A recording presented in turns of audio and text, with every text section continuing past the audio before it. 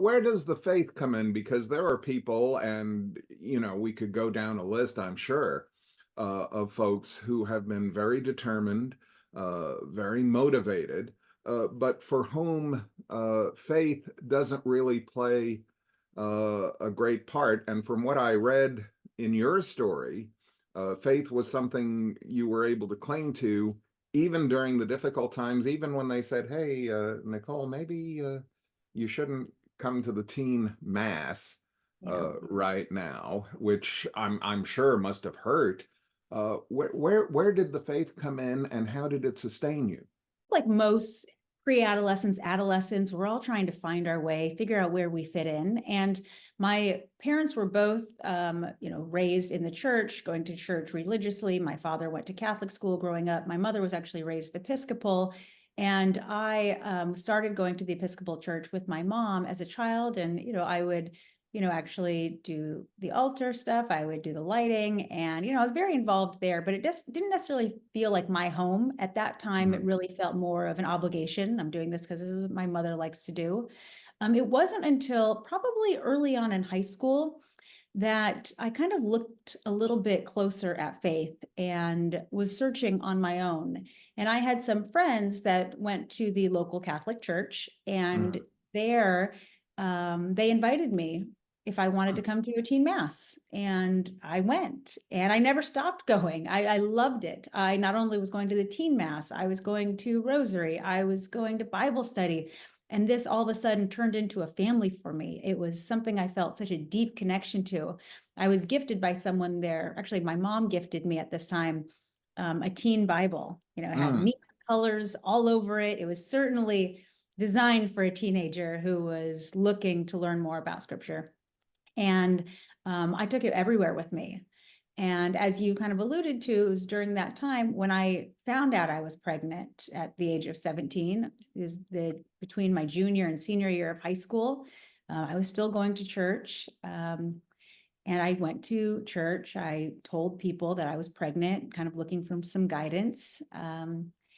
And unfortunately, I did have a negative reaction to the church. It wasn't that they kicked me out of the faith and they didn't ever want to see me again, but they just kind of wanted to put me in a little box. And they did ask me not to go to some of the services that I had been going, that I really had felt so involved in, just because they didn't really say why, but the best I could surmise was that they didn't want me to influence the other teenagers with my pregnancy. But, as I talk about in the book, I did stop going to church at that time. I didn't go to the other masses because it didn't just hurt my feelings. I was devastated. I was already feeling very lonely, very confused, scared, a lot of emotions, and being cut off from something that I had felt such a strong bond to, it really, really hurt, and certainly put me kind of more into a downward spiral of a bit of a depression. But I didn't lose my faith. In fact, I clung to that teen Bible at that time even more strongly, finding myself just looking through passages for any sort of strength, anything that I could pull strength from. And I did. And I mean, similar to what happened in medical school, the whole book is highlighted and it's color coded. And I have little tabs on the side just for quick reference, because at that time, I was by the hour, I was having different emotions. And if I just needed a quick inspiration, I knew where I could go. That's a little, excuse me, that's a little unusual in not only your generation, but also in the profession that you chose. There are a lot, I thoroughly understand, there are a lot of devoted and faithful people who are medical professionals. But generally, when you see a doctor on television, when you encounter physicians and specialists in public, that's not something they highlight. Do you have any difficulties reconciling your work in medicine with your life as a person of faith? One of the most important things just in living your life and being faithful is just to know that there's something much greater than you. And whether you believe in God or not, the universe may be something greater than you.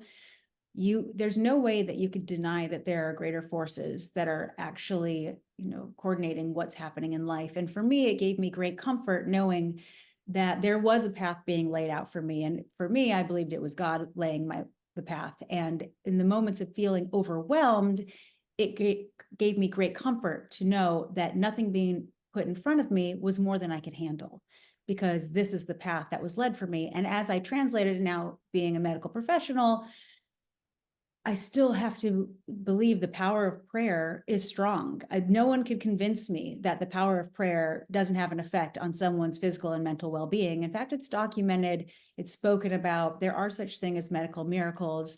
Is there a side of me that sometimes questions, like, I can't believe that this is happening to this person who's done everything right, and we're doing everything we possibly can and nothing is working? I don't think Right. it's God's plan for someone to suffer and someone to die, but I do think that there is something greater going on. And the power of prayer, maybe it's not saving someone's life or curing the disease, but often it is providing comfort and peace for someone.